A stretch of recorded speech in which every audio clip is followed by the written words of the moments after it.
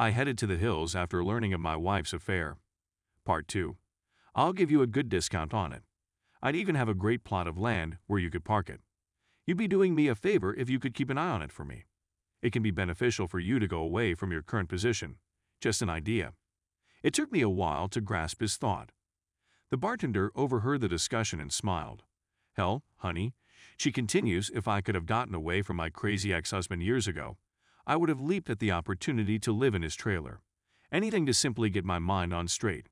I feel like I've strayed into the twilight zone, yet this may be precisely what I need. Yes, I tell Ray, I'll think about it and perhaps check it out. We say our goodbyes after a while and agree to meet up at his apartment in a few days. I began to feel as if I had some perspective and a chance to escape out of what I think is a nightmare, mixed in with a tremendous sadness.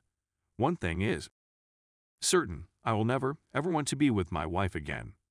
Cheating is a heinous crime in my opinion, and it is the one thing I would never allow. That night, I came home after Kathy and sat on the sofa. Kathy came out and inquired as to where I'd been. I approached her and inquired as to where she had been. You know I want to have some cocktails, she says. Are you having an affair? I questioned flatly. She appears surprised, but quickly regains her calm and answers. No, why would you ask me that? I inform her that I have heard she is connected with someone from work. She inquires, who told you that? I tell her about someone I know, but won't say who it is. She just tells me that I'm being foolish and that I'm drunk and crazy, and inquires as to my whereabouts. I invite her to join me at a pub for a few drinks with some pals. She simply looks at me, wanting to ask me more questions, but instead returns to our bedroom and goes back to sleep. I opted to sleep on the sofas since I now had proof that she has been lying to me for months. I didn't sleep at all, and I start imaging her in bed with this person, and I'm disgusted, wounded, and sad for myself. However, I am reminded of Ray's trailer. It's almost a revelation, and just thinking about it made me feel better. I must have done something wrong, but with the agony I was in, the fight or flight response simply immediately kicked in, and the flight part triumphed. We don't say anything the following morning and continue about our weekend as if nothing had occurred. I made arrangements to see Ray a few days later.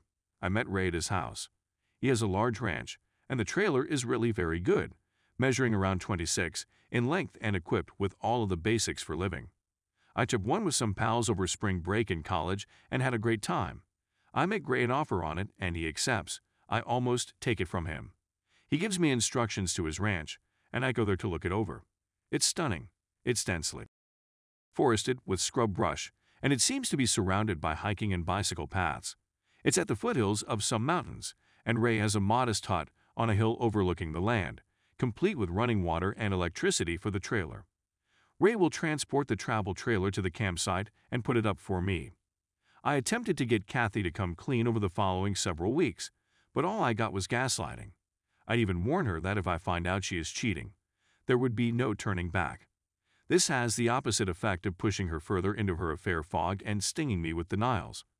The denial is so awful that I nearly laughed. I have no tangible evidence of her cheating, and I curse myself for not photographing the two of them.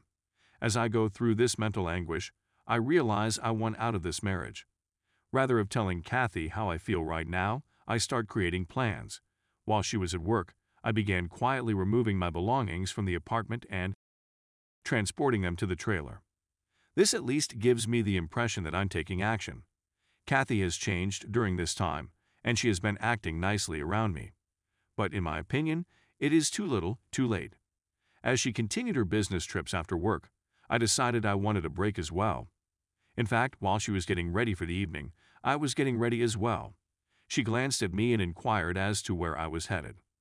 I just said that I was meeting up with some buddies.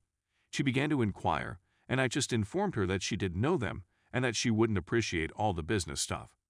This is precisely what she would say when I asked if I might accompany her on one of her professional excursions. She has a wounded expression on her face and replies, "Okay, have a great time." I said unequivocally that I would. I began to make new acquaintances as a result of my work on the trailer and my meetings with Ray at the bar. In reality, it has resulted in some amazing moments with Ray's friends and family. And in case anybody is curious, I chose to reduce my drinking in order to avoid developing negative habits. It would be all too simple to bury myself in self-pity. Around this time, Kathy informs me she has a business trip the next week. I ask who is going, and she says the executive team and several department heads. I just glance at her and tell her that I hope she has a wonderful time with her lover. I sort of wish I hadn't said it since it sparked a lot of back and forth. In many respects, I wish I knew more about her AP, but as Ray put it, in the end, it doesn't matter who the other person is. What counts is that she chose to walk out on you. She destroyed the marriage. She may admit it or deny it, but facts are facts, brother. Ray should write all of this down and publish it for the deceived. Her business trip gave me the chance to totally clear out the remainder of my belongings, so once Kathy went for her trip, I grabbed everything I had left of any worth and loaded it into my truck. I'm not bringing any furniture or other items, so it'll just be clothing and work laptops and equipment. I had prepared a message for her before I left, but after rereading it, I decided to keep it simple. I took out a piece of paper and scribbled, "I hope that was worthwhile." My wedding ring was put on top of the message on the kitchen table. I felt a tremendous weight lift off of me. I felt liberated, no more concealing the truth. I know I'll have baggage to deal with and pain to overcome, but I'll have time to recover now. I simply need some breathing room and to remove her out of my life as discreetly and swiftly as possible. I'm not proud of myself for not confronting her more or coaxing a confession from her. I never had to rage, scream, or hate her after she confessed. I'd come to the conclusion that she didn't deserve me. She treated all we had with disdain. Our future ambitions are a thing of the past. We were putting money up for a home and a future family. That's all gone now. There is no turning back. I owe her absolutely nothing. She is capable of dealing with the consequences. Aftermath. I didn't have any kind of plan. I didn't even call a lawyer. I was simply looking for some clarification. I loved my new camper, and the fresh mountain air was just what I needed. I resumed jotting the next week, and it felt amazing to be alive. I didn't respond to any of Kathy's messages while she was abroad. There wasn't much to say in response. They were merely highlights, such as, "We just arrived," "We're having a team meal," and so on. She did send a couple, "Where are yous?" "Let me hear from yous," and so on. My phone exploded up the day she arrived home. She texted me all the time and attempted to call me all the time.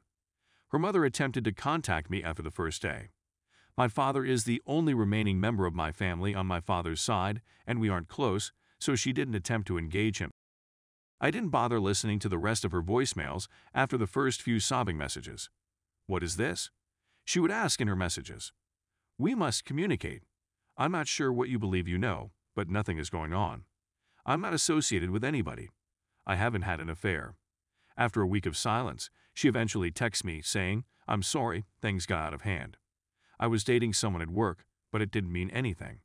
I became distracted by my job, and you were gone a lot, and I just made a mistake. I was going to put a stop to it. Is that a typo?" This was the revelation I had been looking for all along. For some reason, it just served to increase my disdain for her. Why couldn't she be truthful? This was not the lady with whom I had hoped to have a future. And how long do errors linger? 6-8 months or a year. Her desire for me to return and work on the marriage grew sad at one point.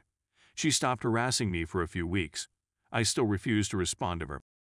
I didn't want her prying anything from me where I was living.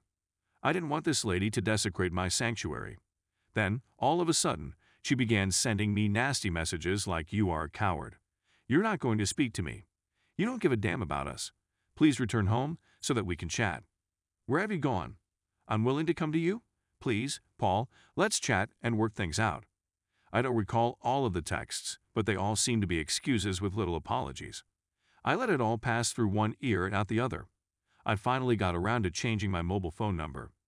Update 1, June 2018. Kathy emailed me to say she had hired a lawyer and was filing for divorce. "Okay, sounds nice," I answered in my response. This followed in a barrage of emails requesting that I meet with her and so on. She understood this wasn't going to get her anywhere, so she simply wrote that if I agreed to an uncontested divorce, she wouldn't bother me again. I accepted, and some months later, I was finally a free man. I never had to see her again when I moved out of our apartment. There was no closure for any of us, but it felt like she valued it more than I did. For a few months, I did think about her sometimes, and sure, the grief would come out of nowhere, like when I heard a song on the radio that we used to listen to and so on. But after a while, I simply stopped thinking about her. Update 2. So, I am now officially divorced. Things are looking up now. In truth, I met a wonderful woman. I went for a run on the path just down the hill from my house. I assisted her in changing a flat tire, and we got along well. She's beautiful and adorable, despite being a few years younger than myself. She loves my way of life and refers to me as her mountain guy. I'm not in any rush to become serious, but I'm also not ready to give up on women entirely. I'm still inside the trailer. I have no intentions to alter anytime soon, and I've greatly streamlined my life. I like being outside.